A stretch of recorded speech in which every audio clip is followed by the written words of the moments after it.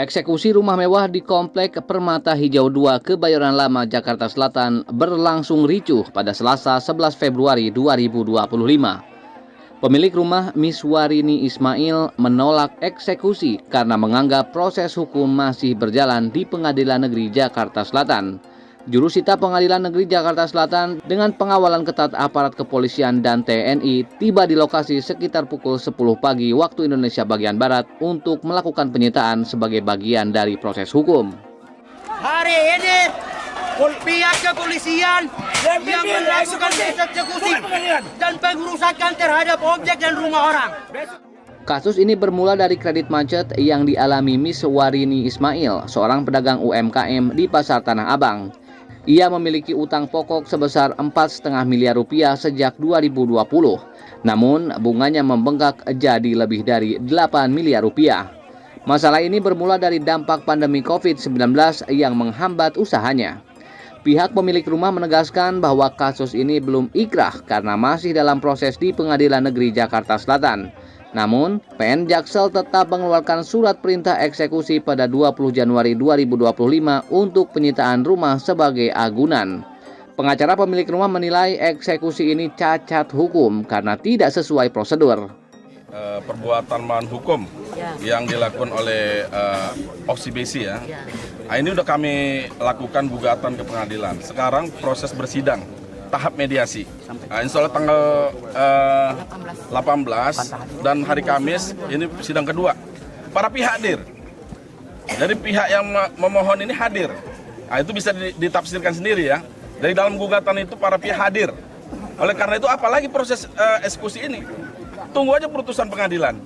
Nah, yang kedua, dalam proses unmanningnya ya, perintahan untuk mengeksekusi udah kita bantah.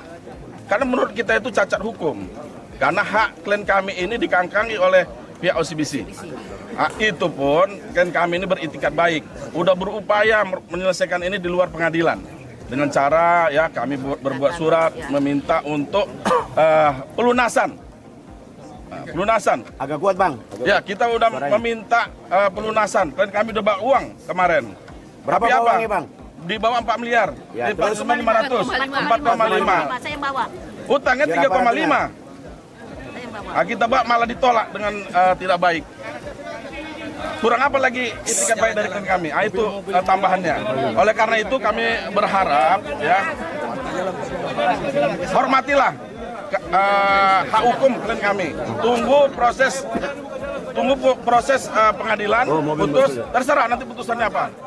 Miswarini Ismail mengaku telah berusaha bernegosiasi dengan pihak bank untuk melunasi utangnya, namun eksekusi tetap dilakukan. Saya kemarin terakhir saya niat baik ke Bank OCBC dan saya nyatakan saya akan bayar utang saya. Tapi pihak OCBC hanya menampilkan stafnya yang masih muda-muda gitu, yang cuma bilang kami tetap akan melakukan eksekusi. Arogansi yang dilakukan. Arogansi, tidak ada negosiasi, tidak ada kata musyawarah. Dengan Bank OCBC itu selalu cuma udah nggak ada negosiasi.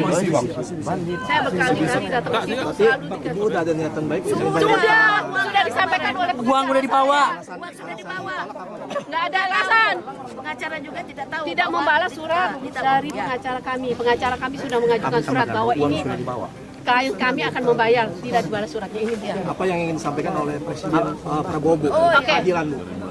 Untuk Pak Presiden Prabowo, saya mohon dengan sangat tolong tegakkan keadilan di negeri ini, terutama dengan bank yang berkedok rentenir. Salah satunya OCBC. Ketika mengajukan kredit, kami tidak ada studi kelayakan. Saya mengajukan kredit 3,6.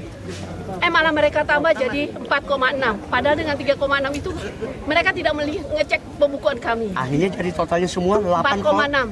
Tapi setelah itu berbunga-bunga dengan pada saat itu kan 2020 COVID.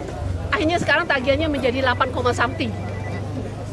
Dan rumah kami yang harganya puluhan M mau diambil gitu aja. Sementara itu rumah kami misalnya diambil, utang kami pun masih ada. Ini negara apa? Dan saya percaya, yakin Pak Prabowo akan membantu kami. Karena Pak Prabowo Pasti sedang dibantu, Bu, insya ini Allah. termasuk mafia tanah. Mafia tanah, karena mereka mengerjakan bukan sendiri. mulai dari bank, mulai dari aku nggak ngerti itu pokoknya semua orang sudah tahu. Setelah sempat melakukan perlawanan dan negosiasi, Miswarini akhirnya merelakan rumah yang telah ia tempati bersama keluarganya selama puluhan tahun. Rumah tersebut kini resmi disita oleh Pengadilan Jakarta Selatan.